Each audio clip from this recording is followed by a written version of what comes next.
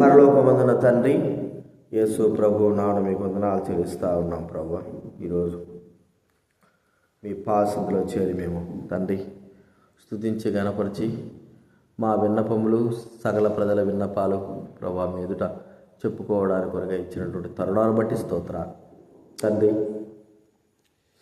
ఎక్కడ ఇద్దరు ముగ్గురు కూడి నా నామను ప్రార్థిస్తారు అక్కడ మీరు ఉంటారన్నారు. ఇక్కడ మేము అతి కొద్ది మందిగా ఉండి మీ సందులో ప్రార్థించడానికి వచ్చి ఉంటున్నాను. మీరు వాక్యం ద్వారా మాట్లాడి మాతో మాట్లాడిన ఆయన కనికరించండి. వినగల చెవి, గ్రహించగల మనసు, ప్రార్థించగలటువంటి ఆత్మ ప్రభావం మాలో అనుగ్రహించును ఆయన సహాయం చేయండి. ఇంకా ఎవరైతే రాలేకపోతున్నారో, రావాలని కూడా రాలేకపోయినారో వారితో మీరు మాట్లాడండి.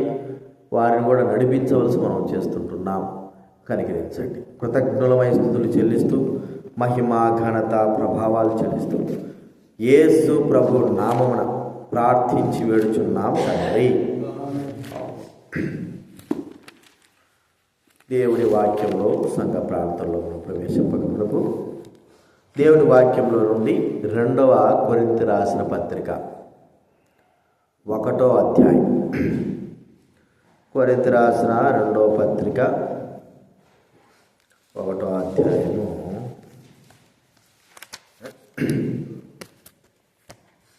10వ వచనం మనమందరం కూడా కలిసి చదువుకుందాం. 2వ కొరింథీ రాసిన పత్రిక 1వ అధ్యాయం 10వ వచనం అందరూ కూడా చదువుకుందాం. ఆయన అట్టి గొప్ప మరణం నుండి మమ్మల్ని తప్పించను, ఇక ముందుకును తప్పించును. మరియు మా కొరకు ప్రార్థన చేయటం వలన మీరు కూడా సహాయము చేయుండగా ఆయన ఇక ముందుకును మమ్మల్ని తప్పించురని ఆయన యందు నిరీక్షణ గలవారమై ఉన్నాము.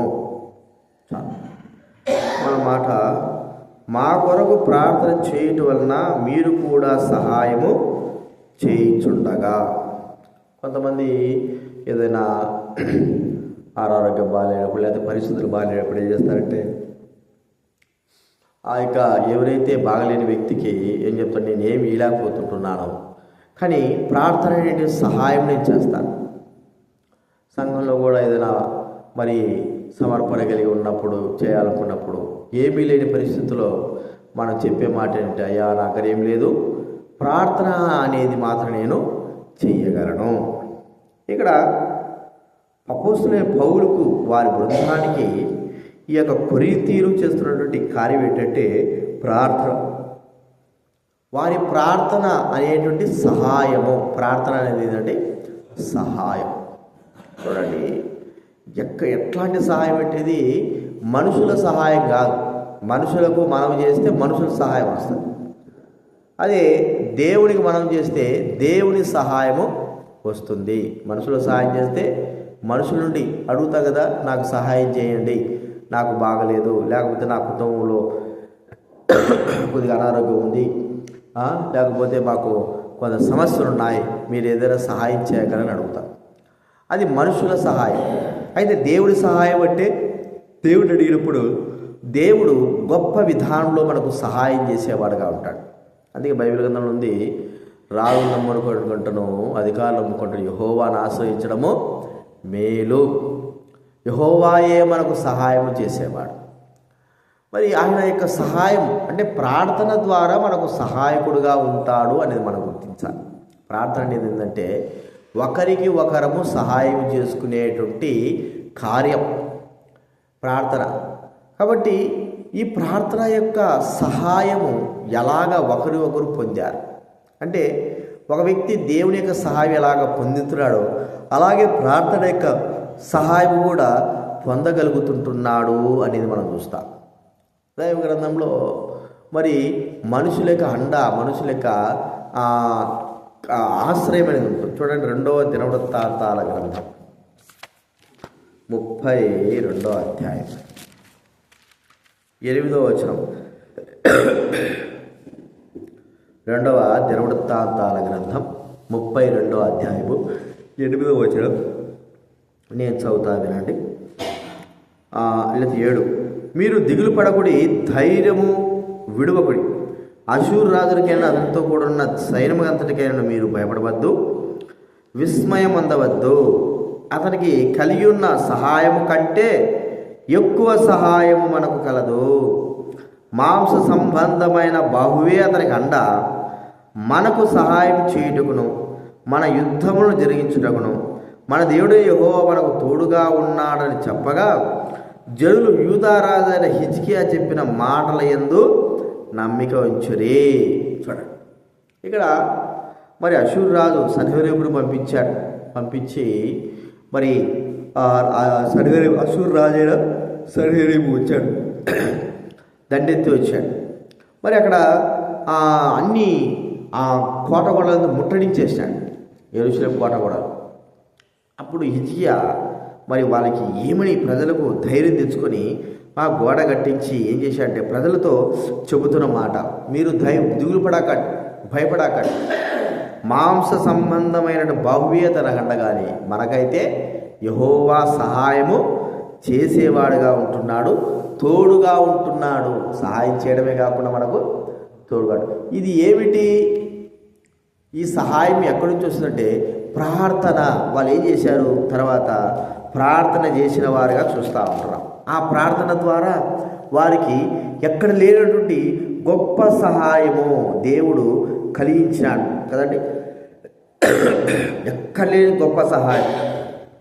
కాబట్టి గుర్తించుకుందాం. చూడండి, మాట ఉంది, అదే 32వ అధ్యాయంలో 20వ వచనంలో చూడండి. రాజైన హిజ్కియాయు ఆమోజు కుమారుడు యెషయాను ప్రవక్తను ఇందును గురించి ప్రార్థించి ఆకాశం వైపు తట్టు చూచి మొరపెట్టగా. చూడండి, ఏమంటాడండి? ఇందుని గురించి ఆకాశం వైపు చూసి మొరపెట్టాడు. వారి యొక్క మొర, ఆ సహాయము, దేవుని సహాయం వారికి గొప్ప విడుదలను కలగజేసింది. ఎంతోమంది రాజులు జయించినటువంటి అషూరు రాజులు జయించడం అంత సామాన్య విషయం కాదు. వారికి నిజంగానే మరి అంత బలం లేదు. కానీ దేవునికి ప్రార్థించినప్పుడు దేవుని సహాయం ఎలాగా తనకు కలిగిందంటే, వాళ్ళు కత్తి పట్టుకోకుండానే, లేకపోతే వారు ఇతని మీదకి ఆ యొక్క అషూరు రాజుల మీదకి యుద్ధానికి వెళ్ళక మునిపే దేవుడే అక్కడ ఒక గొప్ప కార్యం చేస్తూ వచ్చాడు. ఏమిటంటే తన దండులో అనేకమైన వారి పరాక్రమశాలందరినీ కూడా దేవుడే చంపివేశాడు. చూడండి, ఎలాంటి సహాయం. ఒకవేళ హిజ్కియా నాకు బలం ఉంది, నేను కూడా మరి యుద్ధం చేయగలను అనేటువంటి తలంపుతో కానీ వెళ్ళి ఉంటే అషూరు రాజుతో ఓడిపోయి మరి అషూరు రాజుకు దాసుడై ఉండేవాడు. ప్రియమైన వారినరా, ఒకవేళ వెళ్ళడానికి తనకు అంత శక్తి లేదు. ఇప్పుడు తనకు మరి ఆ చుట్టుపక్కల ఉండే వారిని కూడా పిలిపించుకునేంత శక్తి లేదు. ఒకవేళ ఐగుప్తుని పిలిపించుకోవచ్చు, పక్కపక్కన ఉన్నటువంటి వారందరూ పిలిపించుకోవచ్చు, రాజ్యానికి మరి ఆ యుద్ధానికి సహకారంగా ఉంచుకోవచ్చు. కానీ అది కాదు ప్రాముఖ్యం.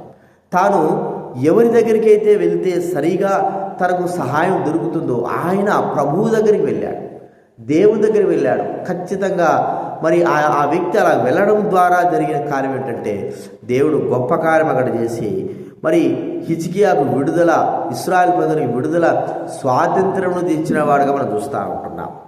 కాబట్టి ప్రియమైన వారినరా, కత్తి పట్టుకోకుండానే, యుద్ధం చేయకోకుండానే దేవుడు తనకి ఎంతో గొప్ప సహాయము చేశాడు. దీనికి కారణం ఏంటి? వారు మరి ఉపవాసంతో ప్రార్థన చేశారు. ప్రజలే కాదు, హిజ్కియా మరి యెషయా వీరందరూ ప్రార్థన చేశారు. ఆ ప్రార్థనా ఫలితము వారికి సహాయం దొరికింది. మనకు కూడా తెలుసు, ఎస్తేరు గురించి మనం చూస్తూ ఉంటే, మొర్దెకై గురించి చూస్తూ ఉంటే, మరి ఎస్తేరు 4వ అధ్యాయంలో హామాను ఇశ్రాయేలును చంపాలని ఆలోచించుంటున్నాడు. కాబట్టి ఇప్పుడు సహాయము ఎక్కడి నుంచి రావాలి? అందుకే మరి మొర్దెకై ఒక మాట అంటాడు చూడండి, ఎస్తేరు గ్రంథం 4వ అధ్యాయం. ఎస్తేరు గ్రంథం 4వ అధ్యాయం 14వ వచనము నేను చదువుతాను. ఎస్తేరు గ్రంథం 4వ అధ్యాయం 14వ వచనంలో, నీవు ఈ సమయమందు ఏమీ మాట్లాడక మౌనంగా ఉన్నెడల యూదులకు సహాయము విడుదలయు మరి యొక్క దిక్కు నుండి వచ్చును. చూడండి, మరి ఆమెకు సహాయం ఎవరు? ఎస్తేరు సహాయం చేయమని మొర్దెకై వర్తమానం పంపించాడు. నువ్వు రాయవు కదా, నువ్వు ఈ సమయంలో ఈ రాజ్యానికి వచ్చావు కదా, నీ మాట రాజు వింటాడు కదా, మరి నువ్వు ఎట్లయినా సరే మరి ఈ ప్రజలకు సహాయం చేయి, నీ ప్రజలకు సహాయం చేయి, మాట్లాడు రాజుతో అంటే ఆమె ఒక మాట పంపించింది. సహాయం చేసేటానికి అర్హత ఉంది, చెప్పచ్చు. కానీ అక్కడ ఒక చాలా పెద్ద సమస్య వచ్చి ఏర్పడింది. ఏంటంటే పిలవక మునిపే రాజు దగ్గరికి ఎవ్వరు కూడా వెళ్ళకూడదు. అది ఒక సమస్య. అందులో ఈ ఎస్తేరు కూడా ఒక భారీగా ఉన్నప్పటికీ 30 నెల రోజుల నుంచి ఆమె ఆ రాజు దగ్గర పోకోకుండా ఉంచబడుతూ వచ్చింది. చూడండి, ఎప్పుడు ఆ రాజు అలాంటి యొక్క శాసనాన్ని మార్చుకుంటాడు, ఎప్పుడు తన మనసు మార్చుకుంటాడు ఎవరికి తెలియదు. మరి నెల రోజుల నుంచి ఈ కార్యం జరుగుతాం. ఒకవేళ ఇప్పుడు ఆమె వెళ్ళినా అది ఎవరైనా సరే కనికరముతో రాజదండం చూపిస్తే తప్ప భార్య అయినా సరే, మంత్రి అయినా సరే, ఎవరైనా సరే చంపబడాలా, పిలవక మునిపే రాకూడదు. ప్రేమిన వారందరూ అలాంటి గొప్ప సమస్యలు ఆమె ఇరుక్కోరు. ఇప్పుడు ఈమెకు అవసరం సహాయం, అటు దేవుడి ప్రజలకు అవసరం సహాయం. కాబట్టి ఆమె చెప్పిన మాట ఏంటంటే, నా నిమిత్తం మరి 3 దినాలు ఉపవాసం ఉండండి. నేను కూడా నేను ఉపవాసం ఉంటాను. ఉపవాసం అంటే ఉపవాసం అన్నం నీళ్ళు లేకుండా కాదు, ఉపవాసం ఉంటూ ప్రార్థన చేయడం మనం చూస్తూ ఉంటున్నాం. కాబట్టి ఈ 3 దినాలు ఇట్లా యూదులైన వారు మొర్దెకై ఇట్లు ఎస్తేరు తన పనికత్తులు ఉపవాసం ఉన్న ద్వారా తనకు సహాయము దేవుని దగ్గరకు వచ్చింది. ఆ సహాయము ద్వారానే ఇశ్రాయేలు అందరూ కూడా మరి రక్షింపబడుతూ వచ్చారు, ప్రాణభిక్ష కలుగుతూ వచ్చింది. చూడండి, మరి శరీర సంబంధమైన సహాయం కోసం వెళ్తే తన ప్రాణం మీదకే రావచ్చు. అయితే దేవుడు యొక్క సహాయం కొరకు ఆమె వెళ్ళింది కాబట్టి ఆమెకు గొప్ప విడుదల, మరి అందరూ కూడా రక్షింపబడ్డారని గుర్తుంచుకోవాలి. కాబట్టి ప్రార్థన అనేది ఏంటంటే సహాయము దేవుని దగ్గర నుంచి. మనం కూడా మనకు సహాయం ఎవరు? మన సంఘానికి, మన కుటుంబాలకి, మన వ్యక్తిగత జీవితాలకి ఎవరంటే దేవుడే సహాయం. ప్రియమైన వారందరూ ఇదివరకు మనుషుల మీద ఆధారపడి ఉండొచ్చేమో కానీ ఇప్పుడు దేవుడి మీద ఆధారపడేటువంటి, దేవుడే మనకు సహాయం చేయాలనేటువంటి ఆ దృక్పథముతో మనం ప్రార్థించాలి. ఈ ప్రార్థనే మనకు సహాయంగా మరి నిలుస్తుందని మనం గుర్తించుకోవాలి. ప్రియమైన వారందరూ మనుషుల యొక్క సహాయం అంతా కూడా పోయింది. ఏమో చేస్తే చేయొచ్చు, లేకపోతే లేదు. మనుషుల సహాయం వల్ల ప్రయోజనం లేకుండా పోయింది. మనుషులు నమ్ముకుంటే మరి ఆ సిగ్గుతో అవమానంతో తలదించుకునే వారంగా ఉంటున్నాం. కానీ దేవుడు చేసేటువంటి ఆ సహాయము ఆ వ్యక్తిగతంగా సంఘానికి ప్రజలైన వారికి చేసే సహాయం ఎంతో గొప్పది, అది గుర్తించుకోవాలి. దాని కొరకై మనం ప్రార్థించవలసిన వారంగా ఉంటున్నాం. సంఘం యొక్క సహాయం నిమిత్తమై ప్రజలు మరి ఆ అనేకమైన వారు ప్రభువును అంగీకరించడానికి కొరకై ప్రతిదానికి దేవుని సహాయమే, ప్రతి ప్రార్థనకు దేవుని సహాయమే, ప్రతి అవసరతకు దేవుని సహాయమే మనం కోరుకోవాలి. ఏ మనిషి వ్యక్తి సహాయం మనం కోరుకోవడానికి వీలు లేదు అని మనం గుర్తించుకోవాలి. కాబట్టి గుర్తించుకుందాం. ఈరోజు మనం ప్రార్థించే ఒక హిజ్కియా కానీ, మరి ఇటు చూస్తే ఎస్తేరు కానీ, ఇంకా చాలామంది మనుషుల మీద ఆధారపడుకోకుండా దేవుని మీద ఆధారపడిన వారందరూ కూడా మనకు చూపే మార్గం ఏమిటంటే, దేవుని నమ్మిన వారు, దేవుని మీద ఆధారపడిన వారు, దేవుని సహాయం కోరుకున్నవారు ఎప్పటికి కూడా సిగ్గు అవమానం పొందరు. ఇది వాస్తవం.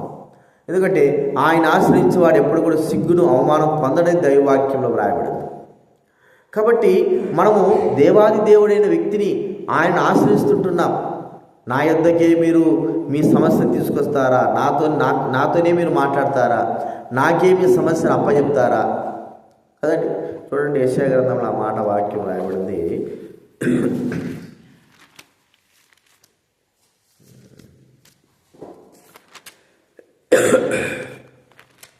యెషయా గ్రంథము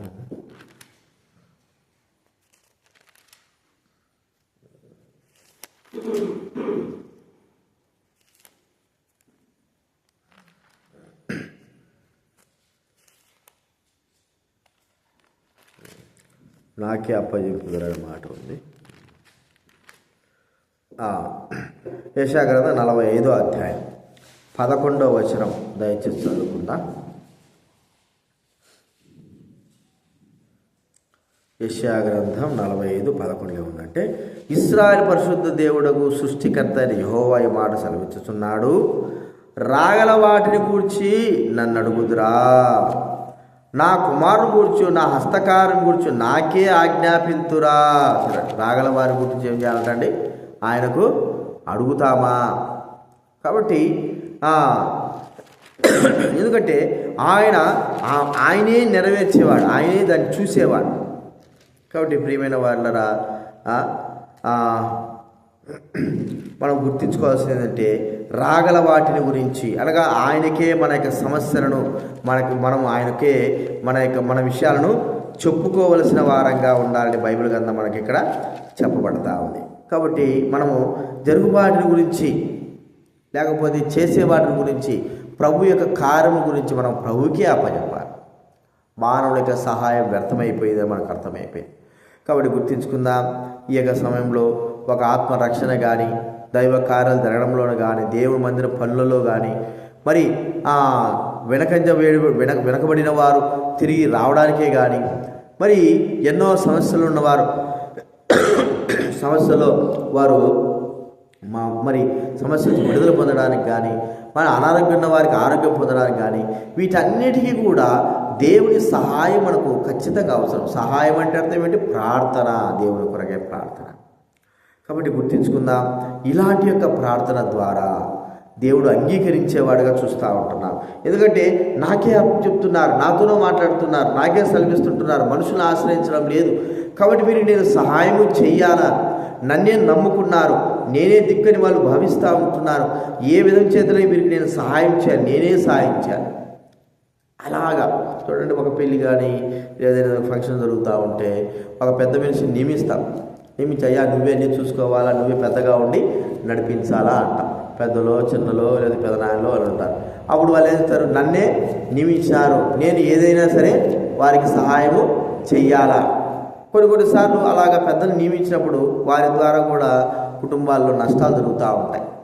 అయితే దేవునికి మనం అప్పచెప్పినప్పుడు, దేవుని సహాయం కోరుకున్నప్పుడు, దేవుని దగ్గర నుంచి అవసరత కావాలని అడిగినప్పుడు ఆయన దగ్గర నుంచి మనకు ఎట్టి పరిస్థితుల్లో నష్టం రాదు.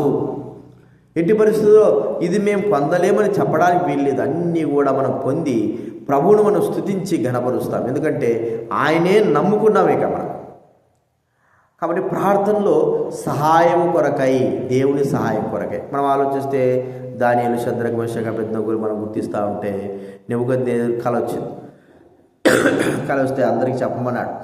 జ్ఞానులు చెప్పలేకపోయినారు. ఊరికి వారిని పోషిస్తూ ఉన్నాను, నేను వీళ్ళందరినీ చంపేయండి అన్నప్పుడు దానియేలు రాజు దగ్గరకు వచ్చి, అయ్యా నేను జ్ఞానభావం చెప్తాను, నాకు కొద్ది సమయం తెచ్చి. సరే, మనుషుల ద్వారా ఇంతమంది జ్ఞానం కలిగిన వారు ఉన్నారు కదా, మరి ఎవరు అడిగితే ఈ కలభావానికి ఏదో ఒకటి చెప్పచ్చు కదా. అది కాదు, ఏదో ఒకటి చెప్పినా కూడా రాజు ఎదుట నష్టపడతాము, రాజు కోపానికి గురి అవుతాం. కాబట్టి ఆ దానియేలు గ్రంథం 2వ అధ్యాయం గమనిస్తే చూడండి, దానియేలు గ్రంథం 2వ అధ్యాయం, దానియేలు గ్రంథం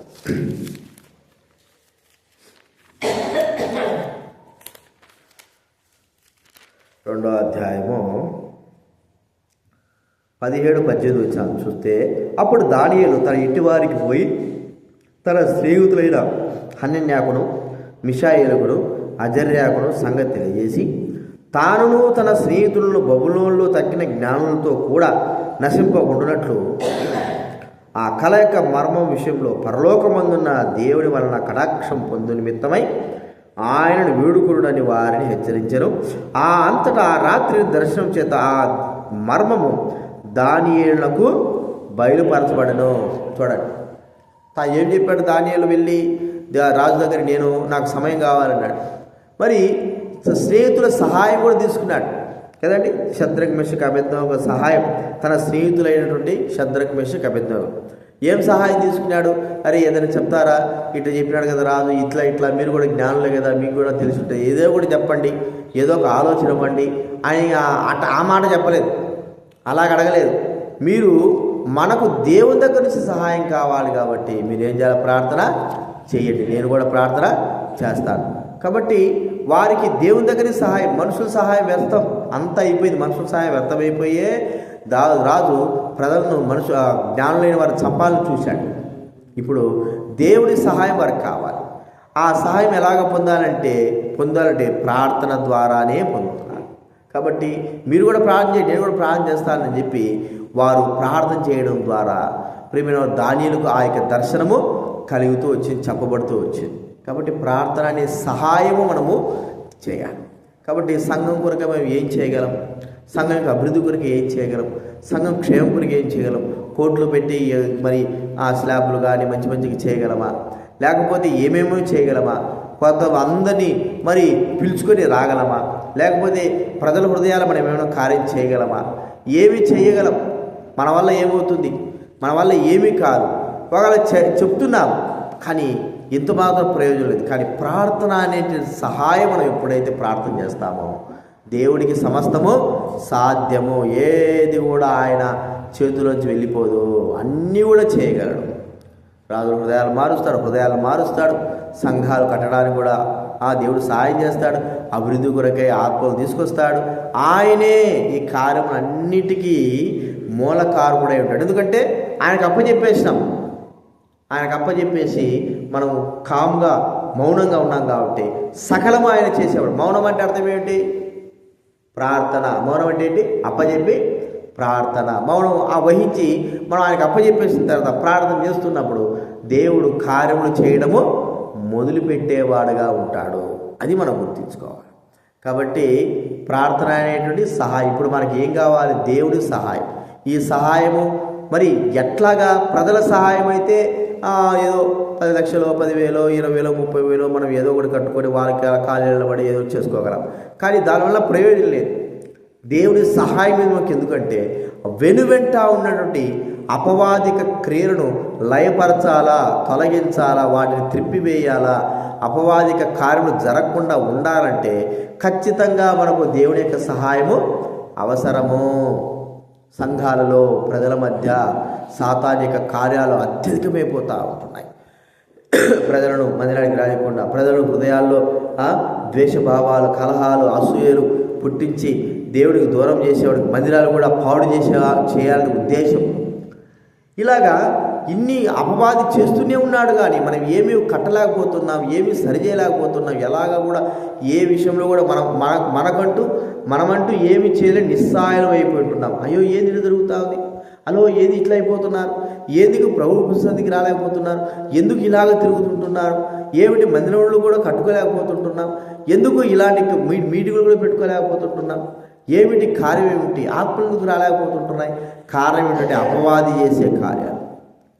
మరి అపవాది నుంచి విడిపింపబడి దేవుడి సహాయము తప్ప మనకి ఎవరు కూడా ఇట్లాంటి సహాయము చేయలేరు. కాబట్టి దేవుడి సహాయం కొరకు మనం ఏం చేయాలి? ప్రార్థన చేయాలి. ప్రభువా నీవే మాకు దిక్కు, మీరే మాకు సహాయం, మీరే, ఇక మీరు తప్ప ఎవరు లేరు.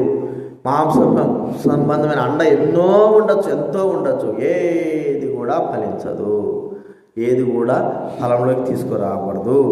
దేవుని సహాయమే అది ఏదైనా సరే చేయగలిగిన వాడు, సామర్థ్యత కలిగిన వాడు మనం గుర్తించుకొని ప్రార్థనలు మనము ప్రవేశిద్దాం, ప్రార్థన చేసుకుందాం.